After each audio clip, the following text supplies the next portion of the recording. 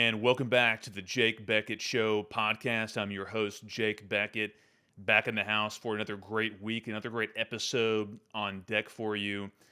First, a couple of housekeeping items. I want to remind you of a new podcast coming out, the Sean Parnell podcast. I appeared on that a couple of days ago. It'll be dropping early next week, so give that a listen. Sean's a good friend, a patriot. He's a fellow Army veteran, an infantry guy. He wrote a book about his experiences in the Middle East called Outlaw Platoon. We had a great hour and a half long conversation. It was very wide ranging. He started his podcast a couple of months ago, a couple of months before mine, but it's really great. We had a great conversation, and he's a guy to definitely keep an eye out on. Give that a listen anywhere you can find podcasts on his social media pages. So that'll be dropping early next week. So let's get right into the topic this week. The big news of this past week was an incident that I saw on Monday that I immediately knew was going to be the story of the week, and it has the potential to be the story of the summer if things deteriorate in the way that I think that they possibly can. And of course, this is the Daniel Penny, Jordan Neely incident on the New York City subway system. So for those of you who are not tracking this incident, just to zoom out, just give you a basic overview of what happened. So on Monday, a video began to go viral on social media of an encounter that happened on the subway in New York. There was a 30-year-old career criminal, Jordan Neely, who, if you've ever, ridden the subway or done public transportation in some of these big cities like New York, there is a population of people who are just a menace to society. We've all seen the pictures. We've all seen the videos. If you live in these areas, you know exactly what I'm talking about. There's just totally crazy vagrants. Many times they are violent. They accost innocent people. Sometimes they harm and assault. Sometimes even kill innocent people. And of course, these days the police do nothing. It's part of the phenomenon that we now know as anarcho-tyranny. More on that later. But essentially, Jordan Neely was one of these guys. He was a 30-year-old career criminal. He had been arrested over 40 times. He had a hot warrant out for felonious assault as of Monday, as of this incident on Monday. And a couple of his incidents in his criminal history included the assault and battery of a 67-year-old woman and the attempted kidnapping of a 7-year-old girl. So this was a menace to society, who was doing his usual thing, which was violently harassing innocent people and becoming violent on the subway. And then enter Daniel Penny. Daniel Penny is a 24-year-old Marine Corps veteran and student living in New York City. And he and a few other Good Samaritans who were on the same subway as Jordan Neely stepped in when Neely became violent, and they subdued him. And in the process of subduing him, Penny had him in kind of a submission hold, and some others were holding Neely down. And in the course of this confrontation, Neely tragically died. So in normal circumstances, in a normal, sane society, this would basically be a non-event. It would be a positive news story. Someone like Daniel Penny would get some kind of a medal from the mayor of New York or from the chief of police. He'd get the key to the city. He'd get a ticker tape parade if I were in charge. But in this sick and depraved society, this sick and depraved country we're living in now, Daniel Penny is now probably going to face murder charges. We're learning over the weekend that a grand jury is convening in New York City, and the left-wing social media, government media complex is whipping up a rage mob that I believe is likely to result in criminal charges being filed against Daniel Penny as early as next week. We'll keep an eye on this story. But that's basically the story. Of course, what is very inflammatory in this current incident is that Penny, the Marine Corps veteran, is white, and Jordan Neely, the deceased, is black. So the media, of course, in the immediate aftermath of this video going viral, the race hustlers, the woke rage mob, they spring into action and they immediately began to portray Jordan Neely in the media as a Michael Jackson impersonator.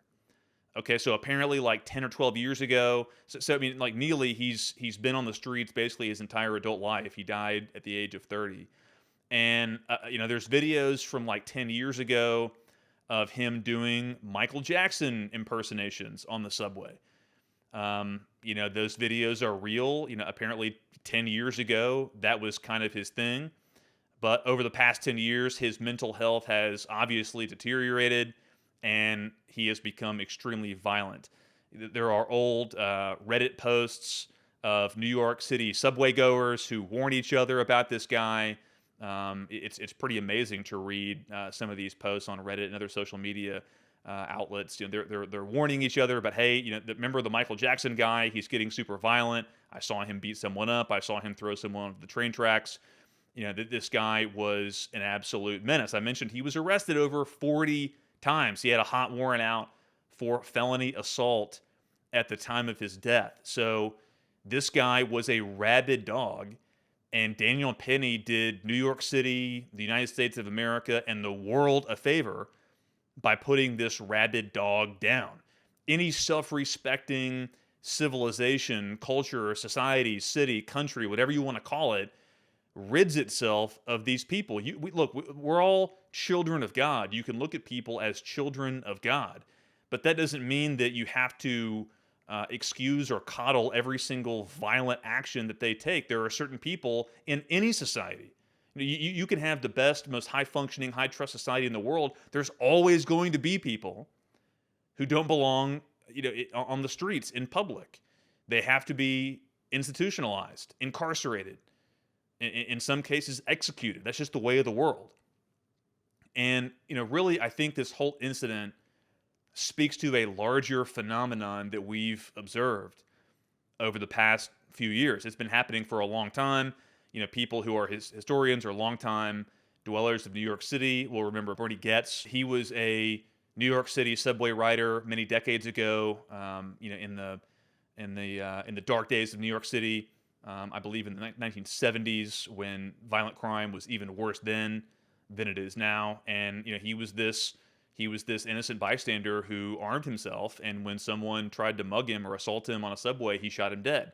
And of course, just like with Daniel Penny, this became a hot button controversial issue. The media and many race hustlers and left wing advocates, they leapt to the defense of the deceased and blamed the innocent bystander. And really, that's what's important to note. And I hesitate to share this statement. You can call it wisdom, whatever it is. It's a sad truth, but I believe it's true, and it's important to say that if you are currently living in these blue cities, in these left-wing areas, with a Soros-connected district attorney, one of these woke mayors, anywhere. I mean, these cities: New York City, Boston, Washington, D.C., Baltimore, Los Angeles, Memphis, Tennessee in the South. Little Rock is becoming this way. Dallas, obviously everywhere on the West Coast, Los Angeles, San Francisco, Portland, Seattle. If you live in these areas, listen very closely. You don't have the right to self-defense, especially if it's a racially charged incident.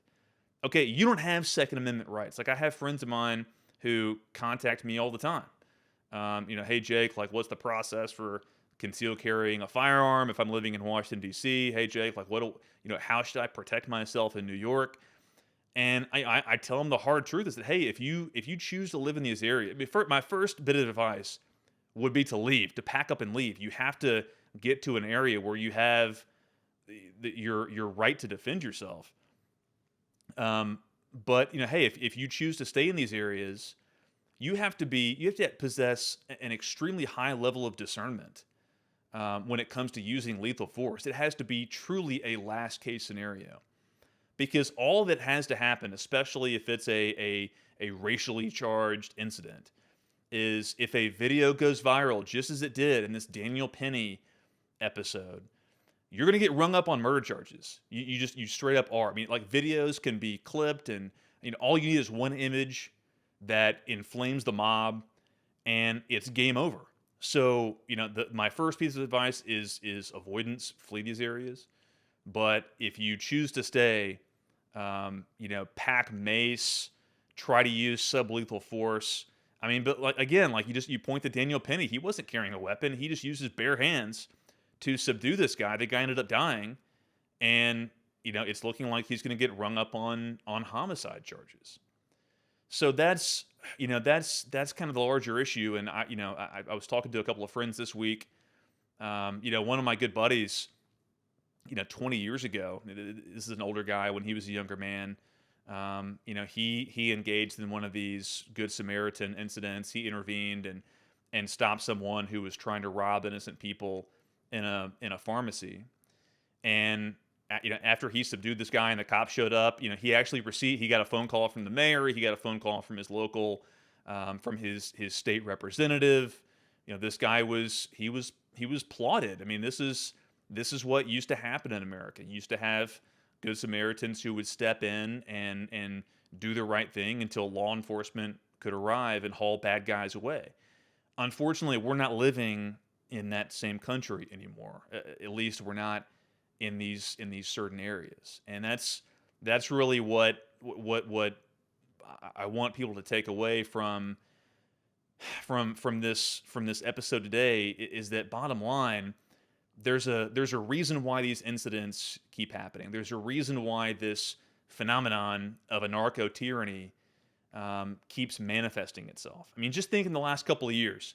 You have the McCloskey family in Missouri, who, you remember them.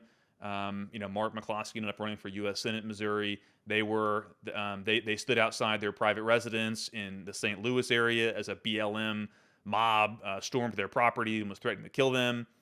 Those photos went viral, and they were persecuted by a local Soros-backed DA in that area. You have Kyle Rittenhouse, who was another Good Samaritan. He went up into the teeth of riots up in Wisconsin. Was attempting to render first aid to innocent people and protect innocent people from the rioters. Some rioters chased him down and were about to kill him. He used a firearm in self-defense and was acquitted of murder, famously in a trial there in Wisconsin. More recently, you have Daniel Perry, an active duty Army soldier based out of Fort Hood, who was driving for Uber to make a few extra bucks in his spare time. He drove into Austin, Texas, during some of their BLM riots a couple of years ago, and when a rioter, an Antifa member, was disrupting the flow of traffic, the guy had a slung AK-47.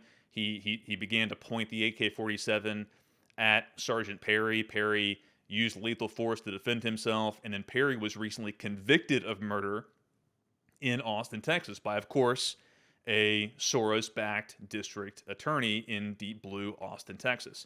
Now, the good news on that case in Austin is that the Attorney General of Texas, Ken Paxton, the Governor of Texas, Greg Abbott, have expedited the pardon process for Sergeant Perry, and hopefully he'll be a free man very soon. But bottom line, he was convicted of murder in a court of law in Austin, Texas.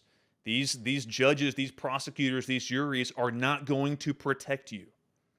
Okay? And you're not always going to have a red state AG or governor who's going to save your life, like Paxton and Abbott are hopefully going to do in Texas. Okay, this guy, Daniel Penny, this Marine veteran who's a squad leader, who deployed, who wore the uniform to protect our country, who I believe is the son of a career police officer. This guy most likely is going to be on trial for his life.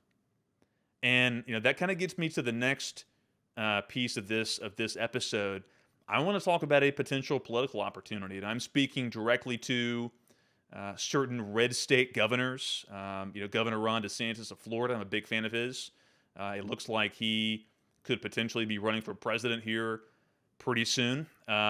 If I were a red state governor, let's just put it that way. If I were a governor of a red state, I would come out and say, I am offering Daniel Penny safe harbor, asylum. I am making my state a sanctuary state for people who are fighting violent crime when the police and these Soros-backed DAs refuse to do so. Now, talk about drawing a line in the sand. I mean, these are the kinds of crossroads moments that need to happen in our country. I mean, what if Governor DeSantis or Governor Abbott or other red state governors were to say, I am offering Daniel Penny asylum in my state.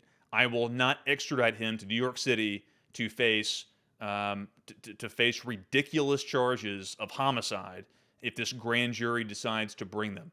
I mean, we're seeing what Alvin Bragg and some of these left-wing prosecutors are doing to President Trump, what the D.C. jury, these D.C. juries are doing to January 6th trespassers. There is no law and order in this country, particularly in these deep blue areas. Get it through your thick skulls, America. It doesn't exist. You can beat your chest and talk about how many guns you have and talk about the Second Amendment all the live long day. In the wrong area, it's not worth the paper that it's written on. Okay, it's like that Game of Thrones scene where Cersei rips the paper. This is your sword, a piece of paper. That's what it's like in these areas. Okay, you've got AOC on social media. She's whipping up the rage mob. They want this guy dead. They want Daniel Penny dead. Because, and I mentioned it, anarcho-tyranny. That term was coined in the 1990s by the great Sam Francis, a man who was unappreciated, who was vilified in his time because he was right. He was like a Ron Paul or a Pat Buchanan. He was just right early. And in politics, of course, there's no bonus points for being early, for being right and being early. As a matter of fact, you actually typically get vilified for being right. But, look, on our podcast, on this podcast, our audience is God and history. I don't care about contemporary, what's in vogue, what's not in vogue, what's politically correct, what's not politically correct. I'm just going to tell you the truth. Because one day I'm going to stand before my Lord and Savior, and I'm going to have to give an account for my life. And that's my audience, God and history. Okay? So, look, I'm going to tell you the truth. These left-wing politicians, DAs, the people who make up jury pools in these areas, they want you dead. Okay, if you are a law-abiding American citizen who is not afraid to step up, if you have heart, if you have guts, if you see innocent people being harmed like Daniel Penny did, if you have the guts and the heart and the bravery to step up and intervene and do what law enforcement will not, these people want you gone. That's the whole point. That's the whole point of this jailbreak turnstile system of justice. They want the bad guys out on the streets terrorizing good people like you and me. That's the whole point of this. This is the straight up honest truth. In these blue areas, the police are not there to stop people like Jordan Neely. The police are there to stop people like Daniel Penny, people like you. That's why they're there. I'm not saying every rank and file cop is a bad guy. They're just doing their job, but they're going to follow orders. And their orders are from these elected politicians, these elected DAs, these crazy woke bureaucrats, and people who are looking for a political advantage.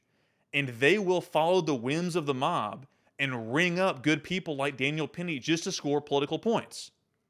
Because destruction is the point. Okay, people ask me all the time, hey, what's the point of all this? Okay, well, just look around. I mean, what was the point of the hollowing out and destruction of great American cities like Detroit and Baltimore? What was in Arkansas, an example like Pine Bluff, what was the point? Well, destruction is the point. Like the point is destruction unto itself. As long as the right people in their eyes have political power, they don't care about collateral damage. So if you are if you're someone like Daniel Penny, if you're someone like Daniel Perry, if you're someone like Kyle Rittenhouse, if you're someone like Mark McCloskey or Bertie Getz, and you're living in these areas, you better think twice before intervening. Because in this day and age, this is exactly what's going to happen to you.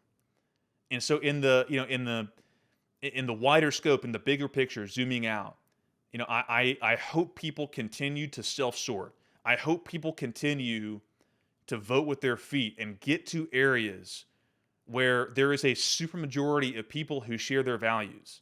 Where if, God forbid, you have to use a weapon in lethal self-defense, you're going to get a medal, not prison time.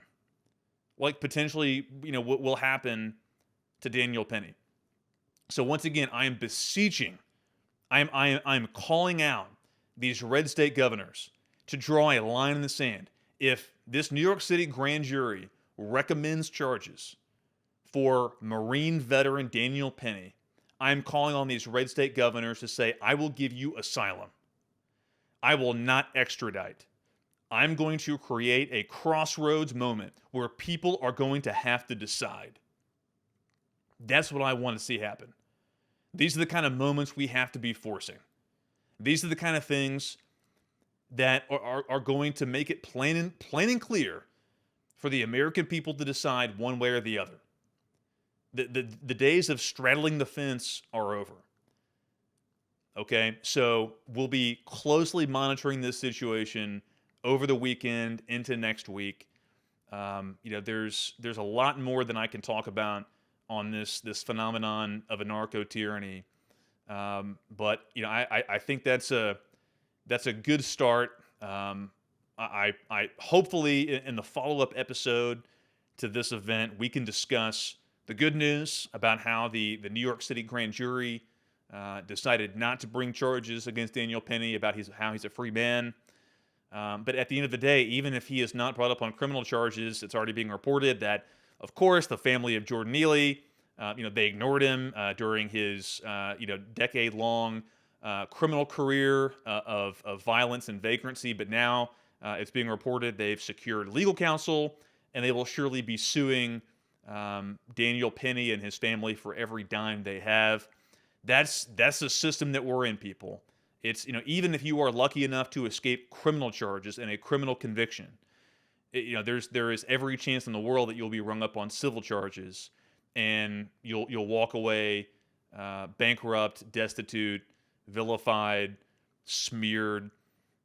So look, I just at the end of the day, all we can do right now is pray for Daniel Penny. We'll see what kind of a legal defense he's able to muster. I don't like what I've seen so far from. There was a statement released, I believe it was yesterday, discussing his legal team kind of released this statement, and I mean, to me, it was kind of milquetoast. It was a little bit weak. If it's out there on the internet, if you haven't read it before, it just kind of talks about Jordan Neely's mental health situation and how he was abandoned by the system. Like, to me, that's just not going to cut it. You've got to be on offense. Okay, you've got to come. Like, this man is about to be on trial for his life, and if not his life, he's going to be on trial for every dime that he's worth and his family is worth. He needs to come out with guns blazing. He needs to be making truthful accusations that no, the politicians, the bureaucrats, the people of New York City created the set of circumstances that led directly to this happening. They had a violent felon who had been arrested over 40 times, who had a hot warrant out for felonious assault. This man was out there terrorizing innocent people. Daniel Penny did what the people of New York were demanding be done by the police, but they weren't doing. I mean, that's really one of the most ironic and sick things about this whole episode, is that if you're following the commentary on social media, even from some of these left-wing New Yorkers, like, you read the comments on some of these social media posts, they're like, yeah, I mean, like, this has been going on for way too long. I mean, everyone who I know in New York City, who I've talked to about this incident, this is what they deal with every single day. You have violent, deranged, sadistic, evil, demented people infesting these public transportation facilities, and the police refuse to do anything about it. So that is anarcho-tyranny.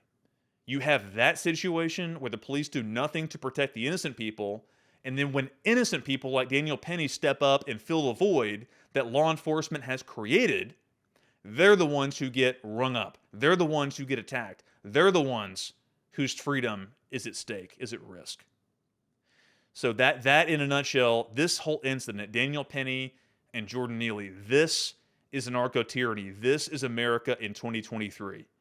And as the title of this episode says clearly, I'll say it again. Daniel Penny deserves a medal, not prison. That is the bottom line. And we have to get back to a culture. We're not going to change these blue areas, okay? It's time to it's time to it's time to shoot the hostage. All right, to use to use a metaphor that I borrowed from other conservative commentators. It's time to just back away and say, look, like we can't save these areas. Like there eventually is a tipping point in these areas where they're beyond our control. They're beyond reform. It's like a gangrenous limb. You just have to cut it off. You have to amputate. But what we can do, we can protect areas that still have a fighting chance. We can protect areas where there is still a supermajority of people who believe in law and order, who believe that, violent, deranged people do not belong in a civil society. They have to be separated. So we have to keep voting with our feet. We have to keep self-sorting, and we have to protect the areas where we have control. We have to make red states red again. We have to create a movement, not the fake conservative movement. We have to create a real movement that is actually going to be able to fight back against the spirit of the age. It's a tall task.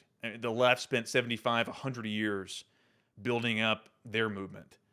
And it might take us 75 or 100 years or 200 years to build up a defense against that, but we have to try. Again, our audience is not it's not the mob. Our audience is not the noise in the Colosseum, if you will. Our audience is God and history. So with that, I'll leave you. I hope you have a great week. Just give me a 5-star review on the podcast, like it, subscribe it, share it with some of your friends if you enjoyed this. I hope you enjoyed this topic, the subject matter that we cover here. You're not going to hear this kind of commentary anywhere else. This is unfiltered. This is uncensored. This is the truth that you're just not going to get from a lot of the fake news, controlled opposition, GOP, and conservative media. But you're going to get it here for as long as I'm on this air. So help me out. Help me spread the word. God bless, and have a great week.